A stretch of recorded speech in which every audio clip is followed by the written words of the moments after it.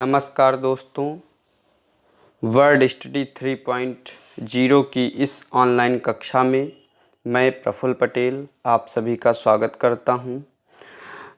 दोस्तों, होली के इस पावन अवसर पर मैं आज से एक श्रृंखला का प्रारंभ कर रहा हूं। इस श्रृंखला के अंतर्गत हम लोग उत्तर प्रदेश विशेष पर आधारित पिछले वर्षों में जो भी प्रश्न पूछे गए हैं, अपनी परीक्षाओं को ध्यान में रखते हुए इन प्रश्नों को एक समन्वित या समग्र चर्चा के साथ आगे बढ़ाएंगे, जिससे आपको लाभ हो सके और जो भी परीक्षाओं में प्रश्न आए हैं उनका आप यथोचित जवाब दे सकें। आइए हम लोग अपने पहले प्रश्न की शुरुआत करते हैं। तो आज का जो हमारा ये लेक्चर रहेगा ये उत्तर प्रदेश के एक परिचय के रूप में रहेगा। तो इसमें हम लोग जानेंगे कि किस प्रकार से जो है उत्तर प्रदेश राज्य का जो भी परिचय है उसको इसके अंतर्गत समझने का प्रयास करेंगे। तो आइए हम लोग अपने पहले प्रश्न की ओर बढ़ते हैं। हमारा पहला प्रश्न ये है, उत्तर प्रदेश में कृषि उत्पादन बढ़ाने में कौन सा कारक सबसे अधिक प्रभावी है। तो प्रश्न ये पूछा जा रहा है कि उत्तर प्रदेश राज्य के अंतर्गत जो कृषि उत्पादन है उसको बढ़ाने के लिए कौन सा कारक सबसे अधिक प्रभावी है।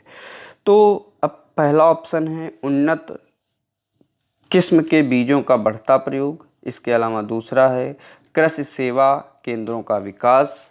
फिर अगला है कृषि साख सुविधा। फिर अगला है किसान क्रेडिट कार्ड योजना। तो आपको मैं इन सब के बारे में बता देता हूँ। आपको पता होगा या आपने कहीं सुना ही होगा, जो हमारे यहाँ हरित क्रांति की शुरुआत हुई भारत में, उसमें जो है देखा जाए तो उन्नत किस्म के बीजों को ही बढ़ाने की बात की गई थी। तो अब इसी प्रकार जो है अगर मैं बात करूं तो उत्तर प्रदेश सरकार द्वारा भी जो है इसी योजना की तरफ लगातार बढ़ने का प्रयास किया जा रहा है।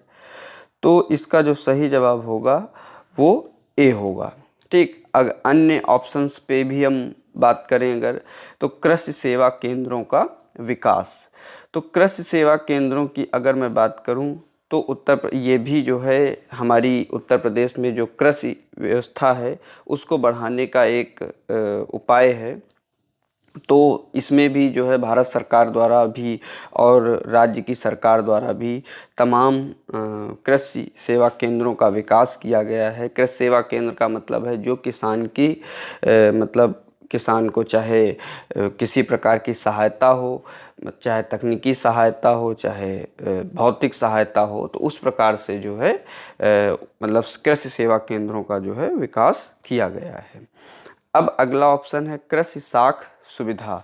तो कृषि साख सुविधा के अंतर्गत अगर मैं बात करूं तो कृषि साख सुविधा के अंतर्गत जो है, जैसे आपने देखा होगा जब भी हम मार्केट से या कोई भी किसान मार्केट से जो है कोई भी कृषि यंत्र लेने जाता है, तो अब चाहे वो मशीन मतलब फसल कटाई के लिए हार्वेस्टर हो या ट्रैक्टर हो या इससे जुड़ी हुई कोई अन्य मतलब मशीनरी हो, तो जब भी उसे वह लेने जाता है तो उसे सरकार की तरफ से जो है सब्सिडी प्रदान की जाती है। तो इस प्रकार से जो है फिर अगला ऑप्शन है किसान क्रेडिट कार्ड योजना। तो आपको पता है कि भारत सरकार द्वारा किसानों के हित के लिए किसान क्रेडिट कार्ड योजना का प्रचालन किया जा रहा है। तो इसके अंतर्गत आपको पता है कि बहुत ही कम रेट ऑफ इंटरेस्ट पर जो है मतलब ऋण मुहैया कराया जाता है।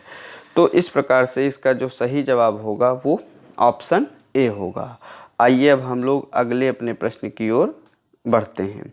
तो हमारा प्रश्न है, उत्तर प्रदेश के किस क्षेत्र के अंतर्गत सोयाबीन की फसल मुख्यतः उगाई जाती है। तो इस प्रश्न का जो सही जवाब है वो है बुंदेलखंड क्षेत्र। तो बुंदेलखंड क्षेत्र में जो है आपको पता है कि अत्यधिक मात्रा में जो है सोयाबीन की कृषि की जाती है। तो इसके अलावा भी जो है वहाँ अन्य फसलें भी उत्पादित की जाती हैं। अब इसमें से जैसे मैं यहाँ लिख देता हूँ, तो आलू की फसल उत्पादित की जाती है। इसके अलावा जो है यहाँ पर मूंगफली की फसल उत्पादित की जाती है। ठीक, तो आलू हो गया, मूंगफली हो गया। इसके अलावा यहाँ अरबी हो गया। ठीक, अरबी की फसल यहाँ उत्पादित की जाती है।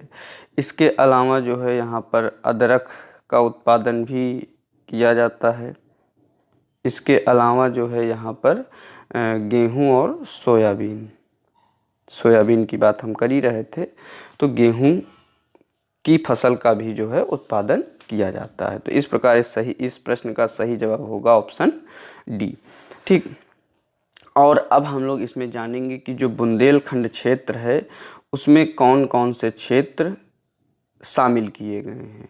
तो अगर मैं बात करूं बुंदेलखंड क्षेत्र की, तो यह क्षेत्र लगभग 59,000 स्क्वायर किलोमीटर क्षेत्र में फैला हुआ है। इसमें उत्तर प्रदेश के 7 ज़िले और मध्य प्रदेश के 6 ज़िले आते हैं। अब इन 7 जो उत्तर प्रदेश के 7 ज़िले हैं, इनमें मुख्य ज़िले इस प्रकार हैं, या सातों ज़िले इस प्रकार हैं। पहला है चित्रकूट, बांदा, झांसी, जालौन, हमीरपुर, महोबा और ललितपुर। ये सभी ज़िले जो हैं उत्तर प्रदेश के अंतर्गत आने वाले बुंदेलखंड क्षेत्र में आते हैं। ठीक, इसके अतिरिक्त अगर मैं बात करूं, तो जो 6 ज़िले मध्य प्रदेश राज्य के अंतर्गत आते हैं वह इस प्रकार हैं: छतरपुर, टीकमगढ़, दामोह, सागर, दतिया और पन्ना। तो ये 6 ज़िले जो है मध्य प्रदेश राज्य के अंतर्गत आते हैं। अब जो हमारा अगला प्रश्न है, इसमें ये कहा जा रहा है कि उत्तर प्रदेश राज्य पर्यटन विकास निगम लिमिटेड की स्थापना कब की गई थी। तो चौथे प्रश्न का जो सही जवाब होगा वो होगा ए, वर्ष 1974 में जो है उत्तर प्रदेश राज्य पर्यटन विकास निगम यानी Uttar Pradesh state tourism development corporation limited की जो है स्थापना की गई थी। तो इसका सही जवाब होगा ए।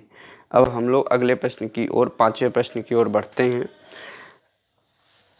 इस पांचवें प्रश्न में कहा जा रहा है कि जो मतलब सुमेलित करने से संबंधित यह प्रश्न है। इसमें जो है एक तरफ दिए हैं साहित्य अकादमी रत्न पुरस्कार पाए हुए व्यक्ति, और दूसरी तरफ इसमें दिए हुए हैं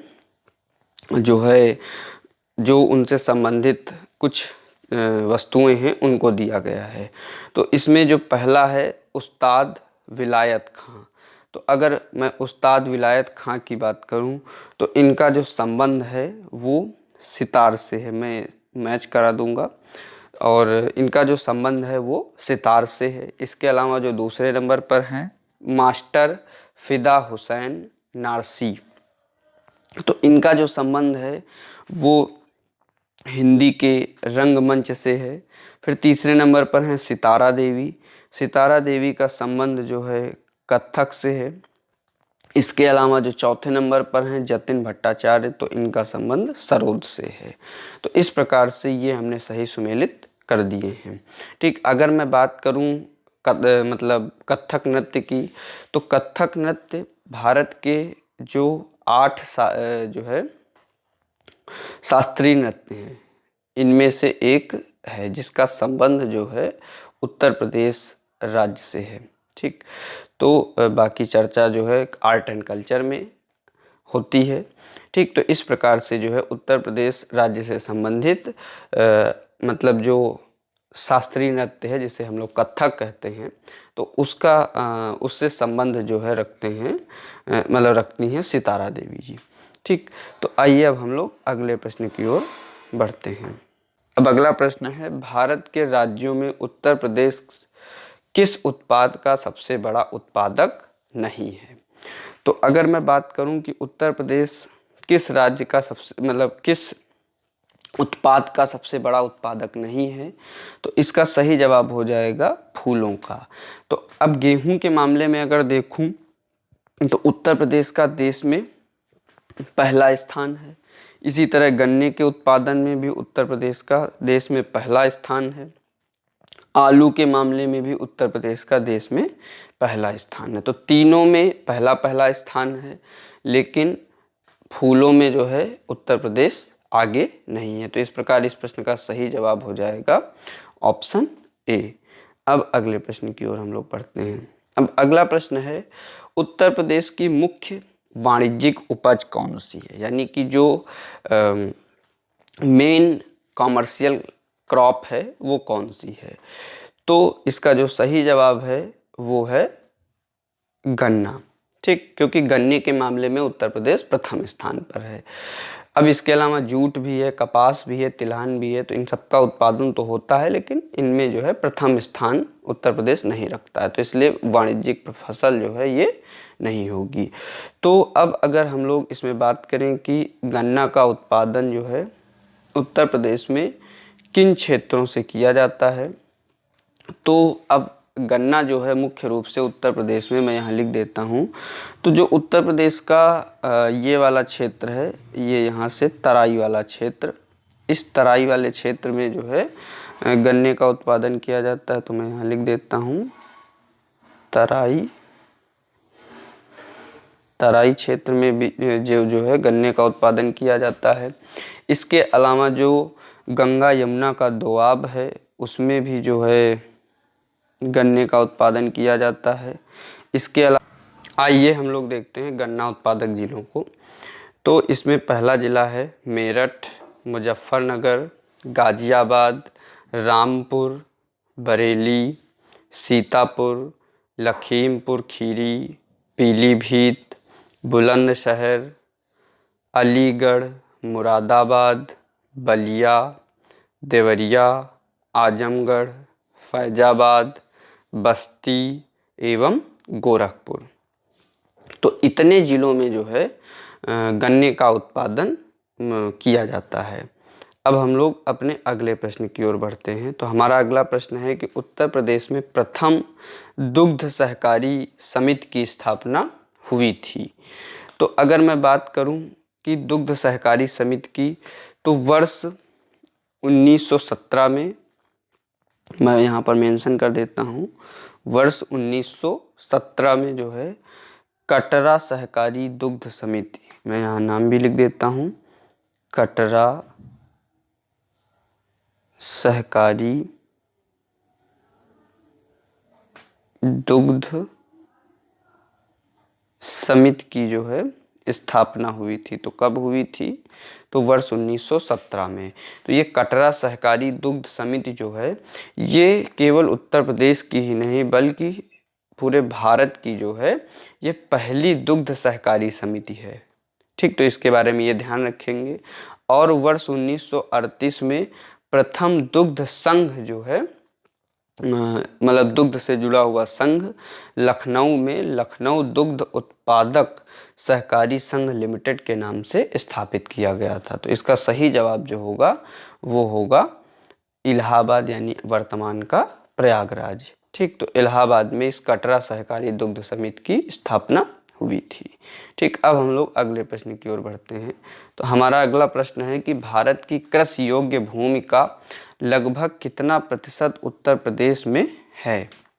मतलब जो भारत की कुल कृषि योग्य भूमि है तो उसका कितना प्रतिशत जो है उत्तर प्रदेश में है। तो इसका वैसे तो सही जवाब 15% हो जाएगा, लेकिन हम लोग इसकी जो है व्याख्या देखते हैं।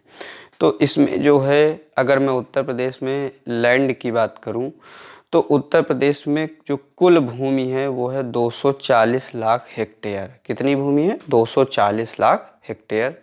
फिर इसके अलावा अगर मैं बात करूं तो जो इसमें से कृषि योग्य ऊसर भूमि है, यानी कि जिसमें केवल एक फसल का उत्पादन किया जाता है, जैसे धान हो गया, तो वो उस टाइप की जो फसल है वो है 190 लाख हेक्टेयर। ठीक, फिर इसके अलावा मैं बात करूं तो जो कृषि योग्य भूमि है, ये तो हो गई कि कृषि योग्य ऊसर भूमि। अब जिसमें से कई बार मतलब साल में 1-2 फसलों मतलब 2 फसलों का कम से कम उत्पादन किया जाता है। तो वैसी जो भूमि है वो है 168 लाख हेक्टेयर भूमि। इसके अलावा कुल ऊसर भूमि जो है उत्तर प्रदेश में वो है 7 लाख हेक्टेयर की। और जो बीहड़ क्षेत्र है यानी कि जो नदियों मतलब जो नदियों द्वारा जो बाढ़कृत मैदान बनाया गया और उसको बाद में जो है अपरदन के कारण और अपक्षय के कारण वो विखंडित हो गया, तो उस तरह की जो भूमि है वो है 9 लाख हेक्टेयर। इसको हम बीहड़ भूमि यानी रिवाइन लैंड भी कहते हैं। तो इस प्रकार से हमने अपने सभी प्रश्नों का जवाब दे लिया है। हाँ, एक फैक्ट और रह गया है इसमें कि जो पूछा गया था कि उत्तर प्रदेश राज्य जो है कुल कृषि योग्य भूमि का भारत की कितना वहन करता है। तो ये जो है यहाँ पर कृषि योग्य भूमि जो 168 लाख है, तो ये कुल भारत की कृषि योग्य भूमि का 15% है। तो यही हमारा सही जवाब हो जाएगा। तो इस प्रकार से हमने अपने सभी प्रश्नों का जवाब जान लिया है। आइए अब हम लोग यहीं पर अपने लेक्चर को समाप्त करें और मैं इस श्रृंखला को इस होली के शुभ अवसर पर प्रारंभ कर रहा हूँ। इसलिए मेरी तरफ से होली की आप सभी को बहुत बहुत शुभकामनाएं और अपने परिवार के साथ, अपने दोस्तों के साथ इस रंग भरे त्यौहार में रंग भरें और अपने परिवारों को भी खुशी दें और स्वयं को भी आनंद से परिपूर्ण करें। धन्यवाद।